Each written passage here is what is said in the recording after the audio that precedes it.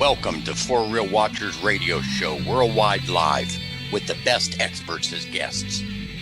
And with your hosts, Jerry Dean and Brett Warner. Expect bone-chilling and heart-pounding stories of paranormal, ufology, supernatural stories, and breathtaking encounter after encounter.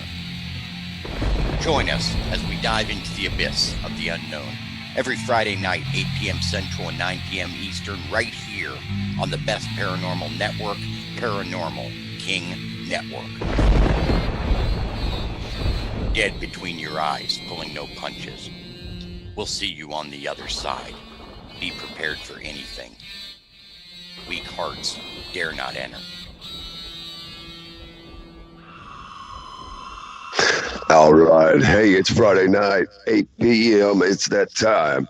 Welcome to For Real Watchers Radio Show. Hey, I'm your host, Jerry Dean.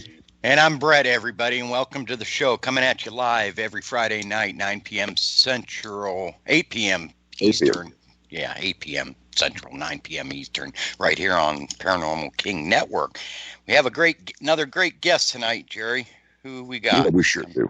Well, man, we have got the one and only Mr. Jualt Cristos. Now, Mr. Jualt Cristos is a book author, a researcher, paranormal investigator. He's worked for many newspapers. We're going to get into this resume. It's outstanding. Brett, we got a scholar and a half with us tonight, brother. Hello, Walt. You out there? Yeah, I'm out there. I'm just waiting for the cue. Well, you've been cued. All right. Well, hello to you all. Well, welcome to the show, brother. We're thrilled and honored to have you. Well, I thank you, and hopefully can add some good information for you and some topics that you might be curious about. Got a lot of people listening in, a couple people in the chat room. Tell us a little bit about yourself. What you got going on out there? You're from Virginia, I know. So what are you into down there? Yeah, I'm living in Virginia. I've lived in a few different places. I was actually raised more in South Florida. And as far as paranormal things go,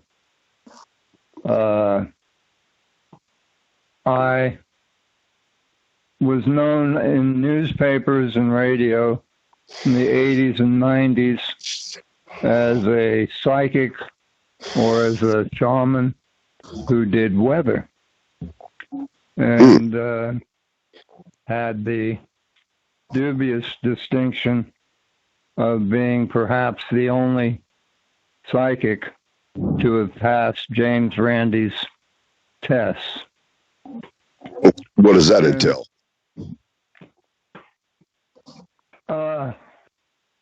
He offered a prize to anyone who can demonstrate a psychic or paranormal ability. And he started off offering his prize in the 1960s. And he was a stage magician.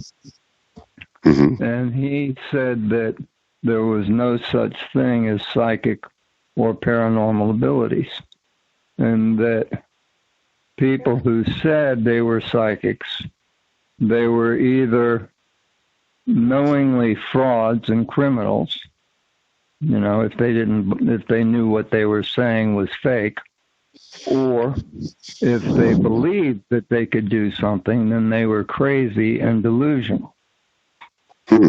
And so he later raised the prize to $1 million. And I guess he died last year and never gave out the money and never gave anyone credit for having passed his tests. And I kind of viewed him as a hate monger. What exactly was his test? No, that would vary according to the individual and what was being tested. In my case, I told them I had an ability to influence weather. And that was, say, an aspect of things that I could do as a meta, per se. And so I he agreed that if I could get 3 out of 5 requests, that would show that I could influence weather. And so I let him pick the place, the time, and the weather. And the Palm Beach Post newspaper helped to set up the test. And so they were informed of it. And I knew from start that if I lost, that I would get some really bad publicity about it, me either being a fake or a delusional crazy person. And Randy would have saved the public one more time. And we used the Miami Herald newspaper without informing them, so they were blind. We used their weather reports for verification for the actual results. And he gave me 21 days worth of weather. And in particular, he asked me for periods of 3 days of dry weather in a row for West Palm Beach, Florida, several times. And this is when in South Florida we get daily thunderstorms because of Lake Okeechobee. It's a subtropical place. You get 90-degree weather as a norm every day. And the direct tropical sun on the lake raises water moisture. It forms clouds, and every day we get pouring rain. So he asked me to turn that off. Who will stop the rain, right? Okay.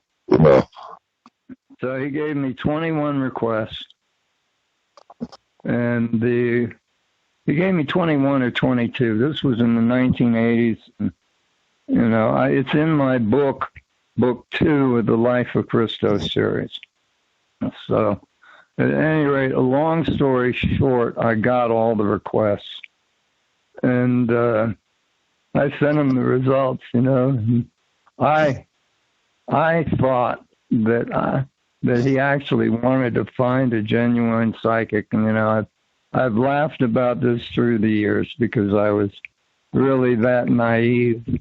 I thought this poor man had been trying, he had his lantern in the dark. He was looking for a psychic, right?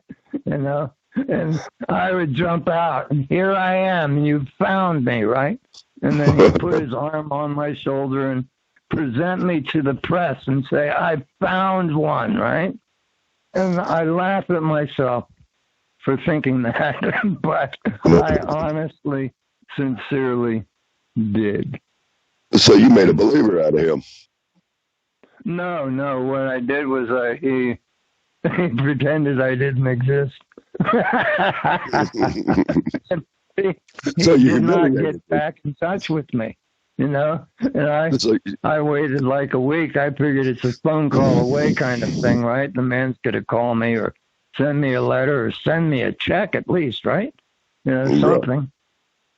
So I got back in touch with the Palm Beach Post newspaper, which had promised to cover this thing, win, lose, or draw. And all of a sudden, they backed out. So I could go on and on about the things that happened, but the end result was that he came back at me and said, well, you failed the first test, but I will give you another one. And I really didn't think I had failed the first test. And so I said, I documented everything. Right. And I saved the weather maps, the satellite images, the weather reports. And the one thing that I couldn't find was his correspondence. All right. I squirreled it away, and so I let that go. So in the second test, I had asked for 3 days between events, or at least 3 consistent days, because I have to change an atmosphere. I'm not bringing something magically per se out of nothing. and there are things I do to get results. And a long story short was I think I muffed the second test. And overall, there were 33 requests. And for people who wish to favor me, I think they can say that I got 31 of them. And for people who wish to disfavor me, they can say I got 27 of them. But either way, I was within his 3 out of 5, which was the agreed upon thing. And so I say that I passed his test. All right? Oh, that's pretty cool. Hey, in your bio, it states that you're from France. Originally, you were born in France, right? I was born in France, but it was because my mother and father were on a second honeymoon when she was 5 months pregnant, and she fell down a flight of stairs. Oh, good Lord. And yeah, really. And so I was removed by cesarean section when they were in Paris. So yeah, I was born in France, but it was only incidentally. And I came back over on a freighter. I was hibernated and incubated. I weighed 1 pound 7 ounces at birth. My mother was 22 weeks pregnant. Today, I would be a legal throwaway aborted baby. All right, and I've lived. All right, so neither here nor there. That's well, it's a good thing happened. they didn't throw you. Good thing they didn't throw you away. The world would be empty. Having you not here, man. You're a good person. Now, you want to tell our audience out there what your books are about? I mean, you've written quite a few of them. There's a ton of them. I was laughing today that I am difficult to understand, so I've written 20 books to make it easy. Oh, my God. No. So now, do you use these psychic abilities for weather? Right? We use the psychic abilities for weather. How about, I see you're mixed in with a whole lot of paranormal people, throughout the world. Now, what's your background in paranormal, brother? All right. The most recent, one of the most recent things, my learning process was when I moderated a metaphysics forum online, and it had between 2,500 and 6,000 members of people with interest in paranormal, occult, metaphysics, including quantum physics, scientists, atheists, Buddhists, Wiccans, Christians, you name it. If it's on the planet and it has a belief system, they were members of this open forum. And I brought together people of all these different beliefs in one place where they civilly exchanged dialogue and ideas. Okay? Well, that's fascinating. I did that for 12 years. And I laughed that the forum was a one-room schoolhouse and that my students were my teachers. And it's true. It's true. And I've got 3 forum books now. The forum was called A Forum with No Name. All right. And I kept it all lowercase to evade the censors and anyone out there that might want to step on me. Right. Right. So it was a forum with no name. And that's the name of the books. And I'm working on the 4th one now, and I am almost done with it. This is April 23rd, 2021, and by May 1st or May 5th, 2021, I should have it out there.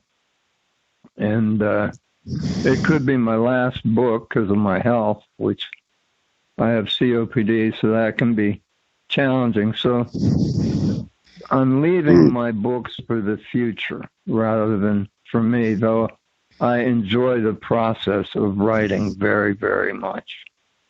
And yes, I have kept in touch with Current Paranormal, which is mostly focused on entities and invisible things and ghosts and spirits and that aspect, which is just one of the aspects of the overall paranormal, and paranormal is perhaps just one aspect of metaphysics.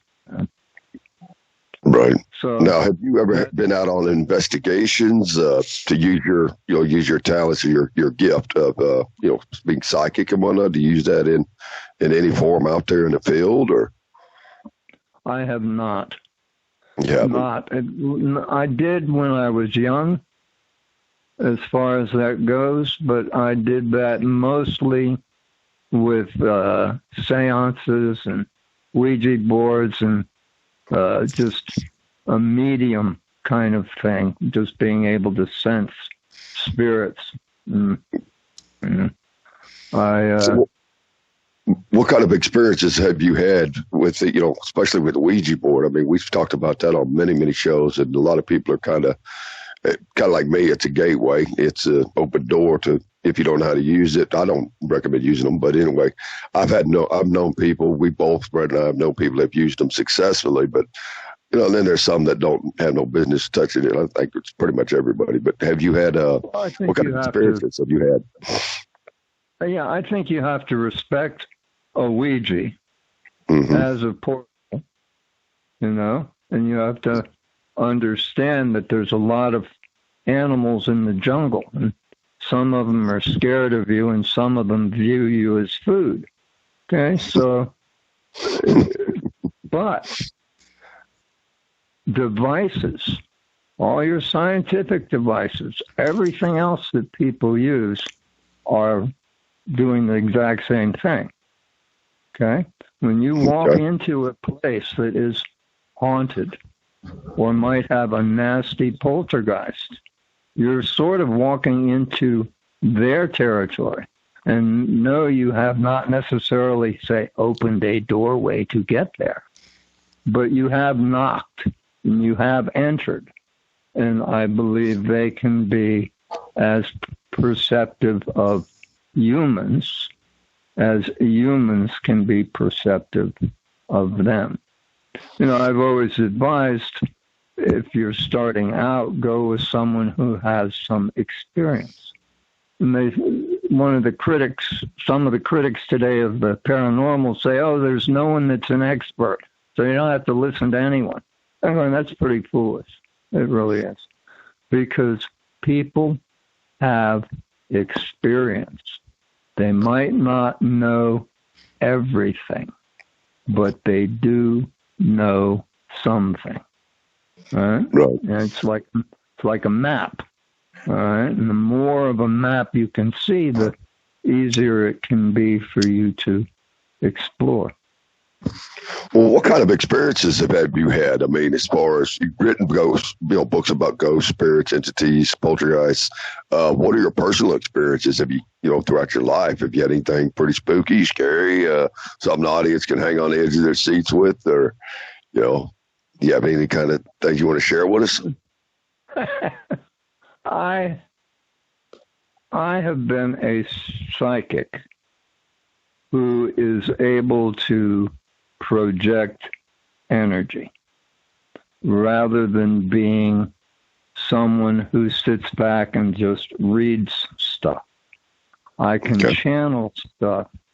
I can cause things to occur. I have influence.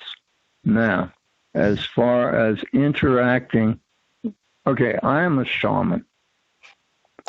And a shaman is drafted by other, in traditional sense. Whereas, say, a priest is selected by human as a representative to the divine. A shaman is selected by other as a representative somewhat of other two humans. So it's coming from the other way. And a shaman views all life forms as having a measure of divinity. And just because something is different than human does not necessarily make it superior in a spiritual or divine sense. In other words, a priest assumes that it's either of God or it's of the devil. And right. the shaman sees many, many, many different things. It's like it's not either it's British or it's of the devil. You understand that it could be British, French, Norwegian, Nigerian, Venezuelan, out from Australia. Okay? Mm-hmm. And you try not to paint with a wide brush in a negative way. So I believe I've had some interactions.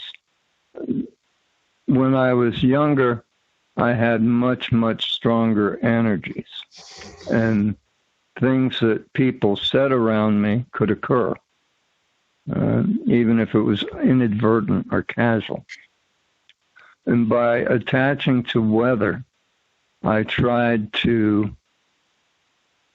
protect people from that kind of thing happening.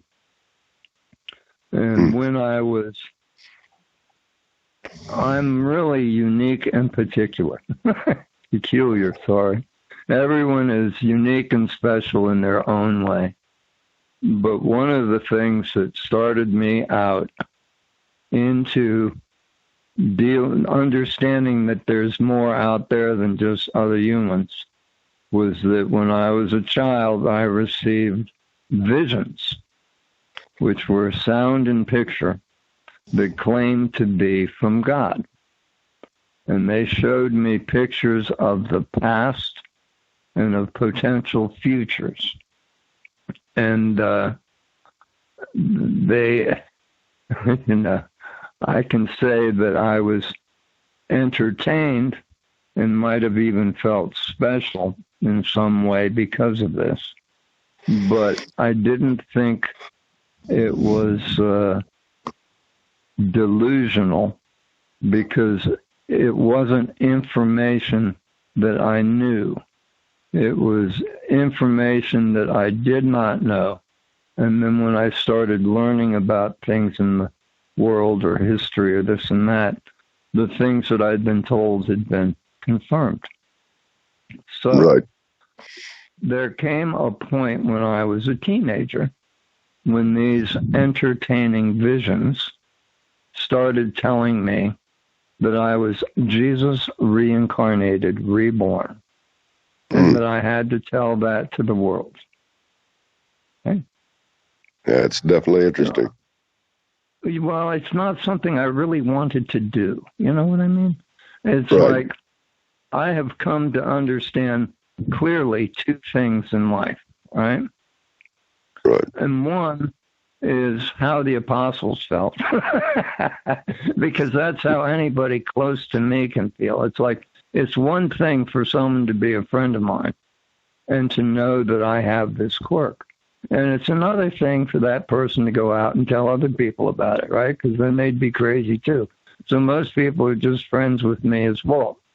And at any rate, there came a time when the visions told me that if I did not go forward in public and say that I was Jesus, that God had decided it was time to end the world, and that it would be Armageddon, and that we'd just wipe out this civilization and start again, because this civilization wasn't doing good.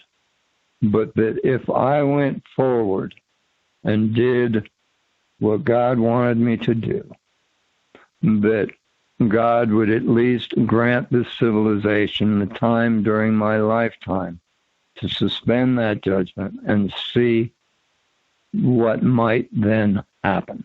Okay? So a long story short, I was in Key West at the time, and it's a small island, 4 miles by 2 miles.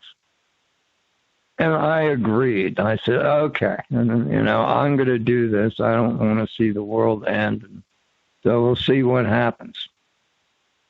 And I sort of lost my doubt, and a lot of strange things happened. And I have been weaving my way around to answering your question as far as my interactions with other things.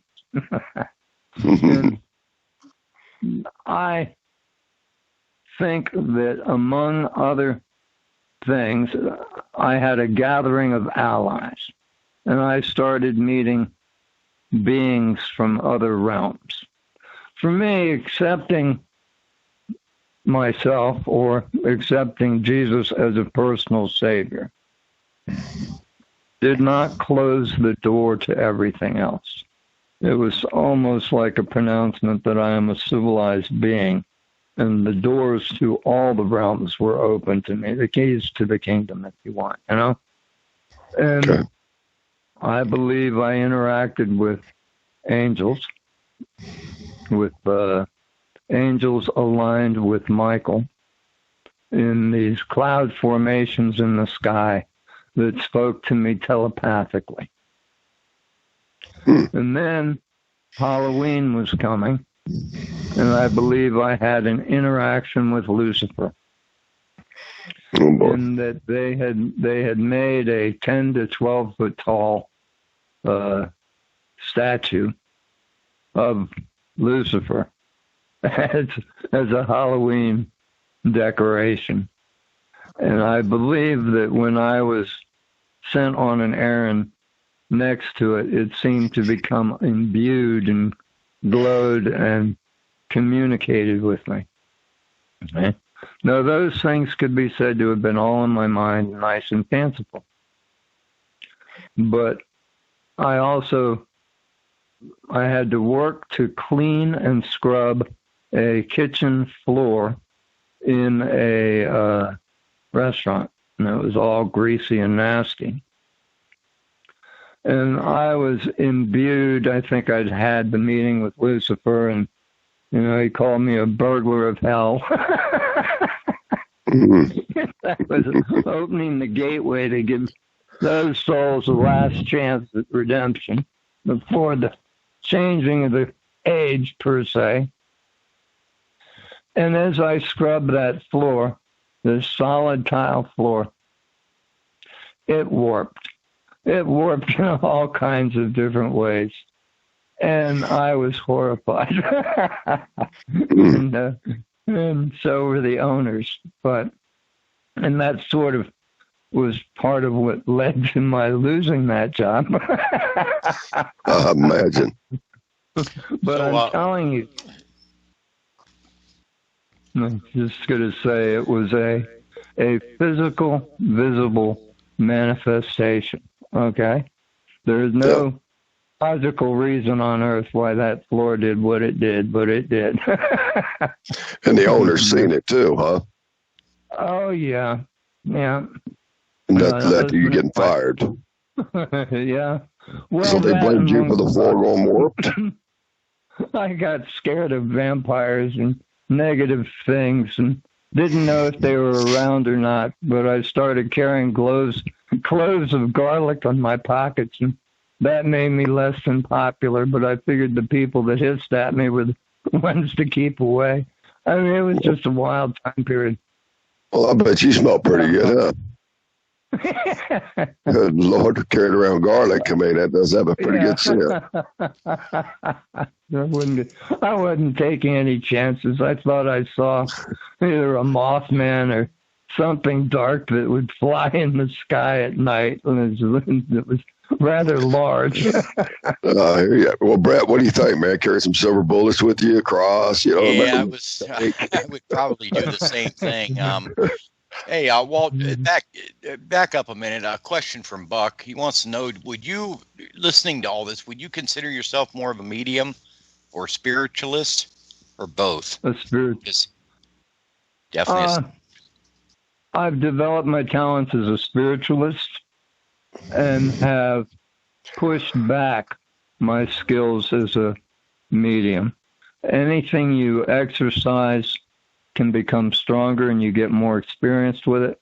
And anything you let go can become weaker or backward. So I'd be more of a spiritualist because the main focus in my life has been to seek to help make ours a better world. Right. And So the next question I had from John, so I guess he wants to know if you can remote view, but if you're not really doing that anymore, then I would guess to say no on that. Do remote viewing? Or do you still have that? I'm going to go with a no on that now, though I have a radar that can give me like a sense of what's happening within like a block or so. Oh, okay. And when I was younger, I took a perspective here in 1971. Okay. In 1971, I took a Silva mind control course. And Silva mind control teaches psychics how to develop their abilities using brainwaves in an alpha mode. And you control yourself to bring your brainwaves into that frequency deliberately while still conscious. Where alpha is normally a daydream state and beta is your awake state. So while you are technically in beta, you learn to access and use alpha. At any rate, I had to pass a number of tests to graduate from Silva Mind Control. And one was to remote view or to discern medical problems. Okay? And you were simply given 2 initials and you had to say what was wrong with that person, right? And that's like a pretty tough test.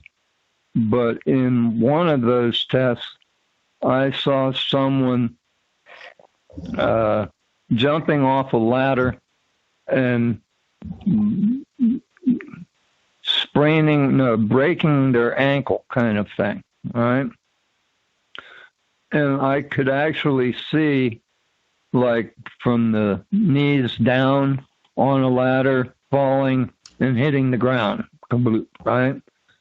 And I would feel what was wrong. So I felt the pain in my ankle. That could be like a kind of remote viewing, but that turned out to be accurate. And I had to do stomach ailments and this and that. I guess I am empathic. That's the word today. Back then I used the word emmer because it meant I could feel another person's pain, their emotions, their energy levels. All right. Yeah, I'd say that sounds like you're an empath. I mean, because I have the same gift where I can feel people's pain, and people have told me, "Well, Jerry, that means you're an empath." I'm like, "Well, I didn't know it until when I was young, but to this day, I work on polishing that gift again." But yeah, that'd be something to feel somebody's pain, especially a broken ankle. So you're determining what happened to this person based on what you're literally feeling, and that's their pain. Oh, good Lord, man. Yeah, that wasn't actually something I wanted to do because of that. I had a nightmare at one time with a line of like 100 people stretching for blocks coming to my door because they wanted me to heal them. Oh, and I'd have to feel their pain and then shed it. And by shedding it, I would help them to lose it. And could also do that through touch or massage. It's just energy levels. And I just wanted to avoid that whole thing. But different people at different times have told me that I had been able to help them.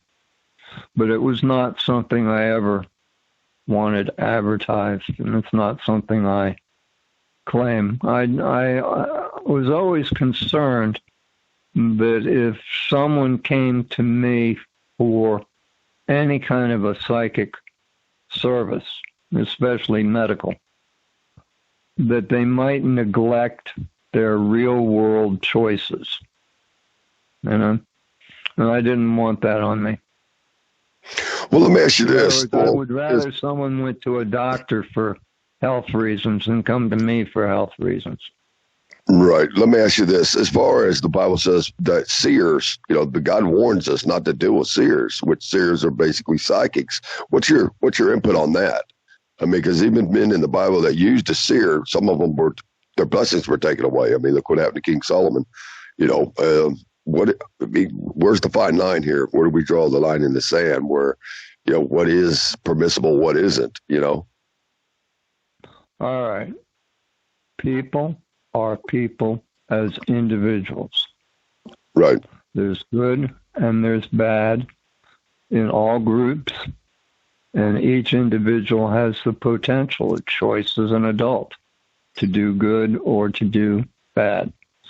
And good is that which is beneficial to other, and bad is that which is harmful to other.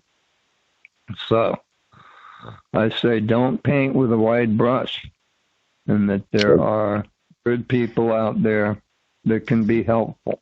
And if you want to err, to make a mistake, do so on the side of caution. I mean, just try to use common sense. But I am not going to ever paint with a wide brush in a hateful way. It's just something I am unwilling to do. Right. So because there's too much harm. I've been trying, I want to help make it a better world. I don't want to promote hate. I want to promote understanding. I want people to have peace, to have quality of life. And, I've devoted myself to finding ways to help make ours a better world. Which brings me to my other book. Well, it sounds like that's a beautiful mission that you're on, brother, to bring unity and love and to be a blessing. I know a lot of people that have gifts and they use it for just that. Some people use it with police to find people, missing people, Mm-hmm. They use their psychic abilities. And I think people that, I don't know, I mean, it's my personal opinion. I can't say that's what God thinks, but I can say for myself, greatest conviction that if you can use it to benefit mankind, and especially like for lost children or missing people or, to solve a crime or something like that, I think that would be definitely implementation of a positive use, and I don't really see a problem with that. I think that would be enormous. Maybe that's why certain people are given those gifts. One thing I've said about the Bible is that it has blessings and curses on basically everything. And that what a person chooses to quote from the Bible tends to reflect that person more so than it reflects the Bible. Okay? Now, I believe psychics have a right to live through fair trade, which means they have a right to charge for their services. Okay? I believe that it is kind to be giving to others to do things without charging. Right. But I believe that to demand that others do things for you without getting anything in return is slavery. And I am against slavery. Thou shalt have no slaves in my name, right? But seriously. Well, the soldier don't go to war. The soldier don't go to war at his own expense. And as far as you don't muzzle out the ox. You don't muzzle the ox while he's treading out the corn. That's all in the Bible. So in other words, a servant worthy of his hire, a soldier don't go to war at his own expense. You don't muzzle up the ox while you are ditching out the corn. You don't muzzle an ox while he's treading out the corn. In other words, He's able to eat the corn while he's working in the cornfield, while he's treading it. He's able to eat from it. A soldier don't go to war at his own expense, meaning it's going to be bought, it's going to be paid for. In other words, it also goes along with the servant is worthy of his own hire. You're going to be paid for the services that you're rendering. You're worthy of your hire. In other words, you're worthy to be paid. It pretty much goes along with what you're saying, And I think there are a lot of people out there that, basically they do readings, they do all kinds of different things, but they do ask for money. I think some are frauds, to be honest, and I think some are real. But I think the ones that are like over expensive are just outrageously fake. But the ones that are just, within a budget, within reason is, that's the ones I would rather use than somebody that's going to charge me an arm and a leg, because you're here to get rich, you're a hireling. This one over here is actually not trying to get rich. We're here to bless, not to bleed kind of a scenario. So, that's it. Brett, you still out there with us? What kind of questions we got out there in that chat? Anything? I'm not seeing many questions right now. No, I think everybody's just listening and into it. They're intrigued. Yeah. They're intrigued. So what about your other book, brother? Well, quickly, for the record, I have never charged for anything metaphysical or spiritual or psychic. I'm just saying that I think it's okay for people to do so. Okay? Now, one of my other books is called The Thought of Cristos, and it is it's a story, but it's also life guidance and advice. I try to teach people how to cope with internal and external negativity in positive ways and help them to learn how to develop their psychic ability and how to be comfortable and content in our material world while maintaining spiritual health. Nice. So it sounds like you're trying to educate and enlighten people to bless them. It's a toolbox. I'm not an escalator. I can show a path, but people have to walk it on their own 2 feet. And for a person to really harness their paranormal abilities, I believe peace of being helps energy flow. Now, a lot of people get their psychic effects. Things happen when they get excited or angry. And that's because the energy gets intensified and flows, right? It's at least part of the picture. But if you can have peace of being and just know that how things work and that they will work, then you can have the same impact as someone with great anger and energy. Okay. Some people are like sponges, and they want to have you get near them and you can like feel, he's got a lot of energy on him, all right? Mm-hmm. Where if you were near me, you wouldn't sense that at all, because it's like a person wandering into the ocean with a cup and trying to fill their cup with that ocean water, where I can go into the ocean and make waves. All right? I don't need the cup. I've got the ocean. All right? And just saying that a person with peace of being can do as much as a person in an agitated mood. Hey, Walter, quick question for you. Thanks for the question, Joshua, but he wants to know, how would you go about developing your medium skills? I mean, you mentioned that earlier. Is it practice, training, get with somebody who knows it, or what?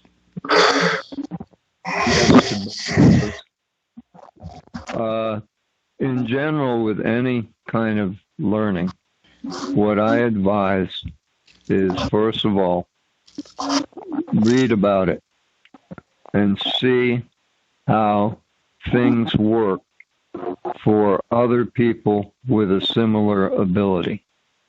Now, each person's going to have their own individual or custom quirks. So you keep your notes of how things work for you. And your clue comes in by what seems to happen accidentally around you. And that gives you an idea of what works for you. So you get an idea of what works for you and what you're interested in. You start reading about it to learn how it works. You take notes, because by taking notes, it imprints on your memory and it helps to develop a unconscious or subconscious base. And then, yes, if you can find someone who is experienced, they can act as a guide for you. And it's a lot better to have a guide who understands and can help nurture, rather than having a smothering presence that says this is the way and this is how it has to be and anything else is wrong. All right. So, yep, sounds good. How I would, yeah. Yeah, thanks for answering that. I hope that answered your question, Joshua. Have you ever read Sharon Klinger's book, Advanced Spirit Communication? No, I don't think I have. Okay. I might have seen excerpts from it.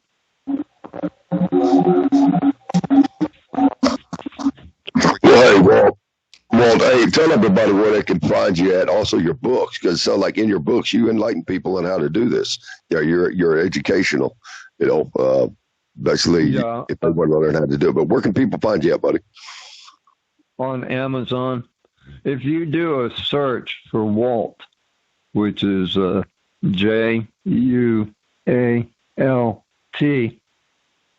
or Jualt Cristos with an S, you'll get results and find me. And there's some of the books, I believe, at Barnes & Noble and at one time at Walmart, but basically Amazon online. Okay. Well, there y'all go. That's where if you want to go check out Walt's books and order them, get in there and do your research and learn from Walt. Walt has got one heck of a resume. He's worked with God knows how many newspapers is in your resume that you sent. I mean, good Lord, man, it just kept going and going. You've written for a lot. Editing, good Lord, man. I mean, 7, I would guess. I'm guessing because I've had a 3-ring circus at least in my life, where I've had to keep these areas of my life separate from one another, because the professional world would frown on my spiritual world, and my spiritual world might frown on my professional world, and then there was family and family concerns, and so I had to keep all of these separate. Professionally, it started out where I thought I wanted to do something to help make ours a better world. So I had to learn about our world. So I started getting publications from all over the world. okay. And I started writing letters to the editor. And I started getting published. I was a bridge builder. I tried to suggest solutions to problems. And I started getting published all over the world. So then I put together a portfolio of all my published letters, and that got me a job as a columnist.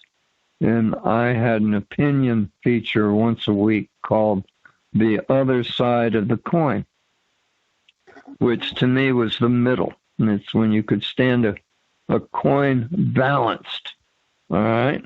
And you balance the two sides by standing it in the middle. And then it was suggested to me that maybe, since I had all this information, that I could do a world news feature. And so I did World Press Watch, which was a weekly feature that I supplied to newspapers and radio stations. And I tried to look for items that related to things in U.S. major news, but which hadn't been mentioned. And I generally found that I could run about 6 weeks ahead of major U.S. news. And that got me a job as, I guess, an assistant editor, then acting editor, and then I became editor of one weekly newspaper.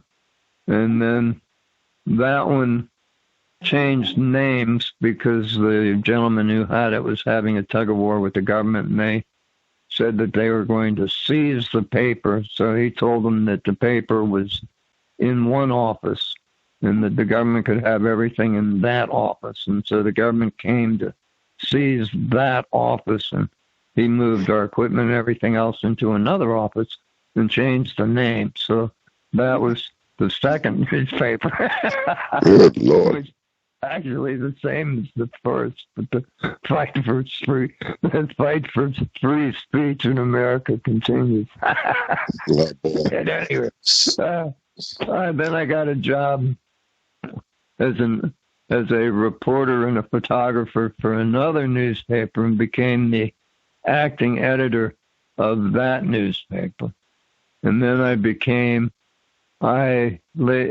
got hired by a gentleman who had 3 newspapers, and I was the editor of 2 and the assistant editor of the 3rd. I served as a reporter and a photographer for those, and then I got a job as a desk editor with Globe for their Sun tabloid, and then I later got a job as a researchist for the Inquirer. Oh, man. And so that was my newspaper experience. But eventually I just went into printing when the computers started coming in. And so I stayed with printing and graphics, and that helped me to learn how to make books. And I did my forum ongoing, and I had the World Press Watch news feature going for a while. So I had all those things going.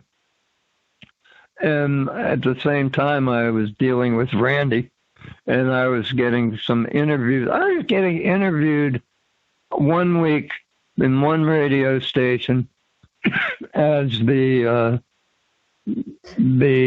respected editor of World, doing foreign affairs and spooky analysis.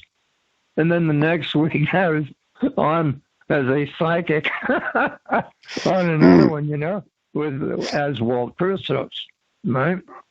Right. And, it was I can laugh because I was young then and I'm old now, and these things are in the past. But it was challenging in its own way. Right. Well, how old are you now? I'll be 67 next week, but I have been dying for about 6 years. Good Lord. I was diagnosed with COPD and given 3 years of quality of life about 6 or 7 years ago. And I was working still. At that time, I was working as a packer with Amazon, because once I got the COPD, I couldn't do roofing anymore. And there have been times when I couldn't get a job, and so I had to work under the table, so to speak. Yeah. And boy, I've written a series about my life called The Life of Cristos. And it's like a ladder of learning. It's my experiences. I changed the names of people, but the events are all actual. And I said that learning can be like a ladder, and that you go up one rung at a time, and a lot of what you learn from is mistakes, and you eventually get to a roof. But if someone's on the roof and someone's on the ground, the person on the ground might not think of how can I jump up to that roof, and I have no idea of how to get there. So a ladder of learning is the step-by-step process. And I like to think that the life of Cristos helps in that way. In some ways, I like to think that I've been on the roof and I've been lowering a ladder down to the ground. Yeah. So. It's interesting, brother. So what is Christos? I mean, you say all your books seem to have that in there. What is that? That means that a nickname? What is that? That's my compromise with God. Oh, okay. And the name Walt is Jualt.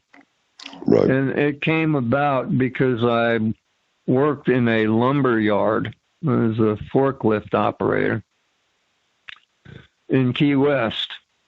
And all my coworkers were Hispanics.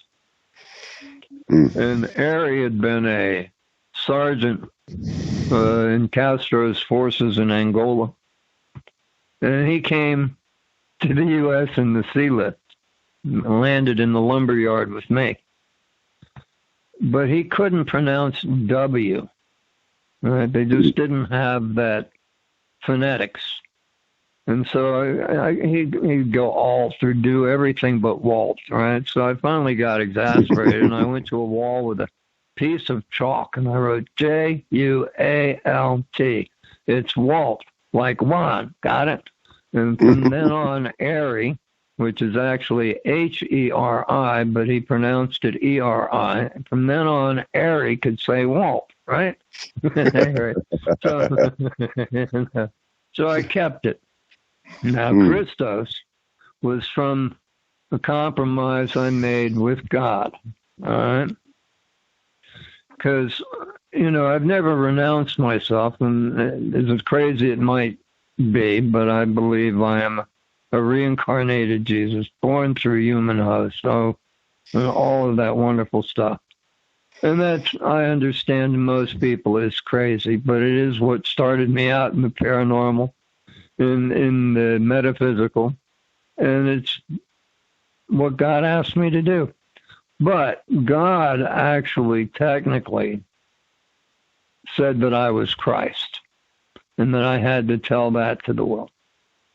And I said, well, God, Some pretty big shoes to fill there, buddy. Can you ask me to do something else, right? It's like, how long can you tread water? So I said, well, I'll compromise. I said, Christ is a title. It's not a name. And it's bestowed either by God telling the people or by the people, all right, through time. And Jesus was of Nazareth. He wasn't Christ till after he was dead in reflection, okay? He was maybe Jesus the Messiah to some, okay? But he was not Jesus the Christ until you get to Christ the Messiah. At any rate, a long story short is I said I would say I am Christos. Because to me, that is the spirit that was incarnated within Jesus. And that is incarnated again within me. But that my life as Walt is new, just like your life as Jerry is new. It's different than any of your past lives. And though those lives may have their influence on you, you are who you are now. Well, and Jerry, it's that time, Jerry. In fact, we've been out of time, so you might want to close it out now. Okay. Hey, Walt, we thank you for coming on, buddy, man. It's been more than interesting. I mean, you are a arsenal of information. We sure appreciate it. I want to thank all of our people that made it in the chat room. Me and Brett sure appreciate you. And all you listeners out there worldwide, we thank you guys for tuning in. And we're going to do it again next Friday, again, 8 p.m. Central, 9 Eastern. Next week, we got Jeffrey Checker coming on. He's a paranormal investigator out of California. He's got an amazing team working on a show right now. He's going to be coming up. We're going to talk about all that. But meanwhile, as far as reincarnated, I don't know about all that. But, people believe what they believe, but I do believe the terminology Christian means Christ in. So we're all a form of Christ to this planet if we've accepted him into our hearts and into our minds and our lives. So it says to put on the mind of Christ. So thus, if you're putting on the mind of Christ, which Christ is not his last name, he's Jesus the Christ. So I'm with you on that one. But hey, everybody, it's been really cool. It's been interesting and very enlightening. Check out Amazon and go check out Mr. Jualt Cristos' books. He's got a bunch of them out there if you want to get educated, enlightened. Some may believe, some may not. And that's what you're entitled to. Right here on this show, me and Brett, we like to just tell people what, do, as far as our guests, when they come on, we'll tell you whether, A, you can believe it or you don't have to. That's up to you. We're not here to force anybody to believe. But, hey, it's always great to hear, and have an open mind to try to understand.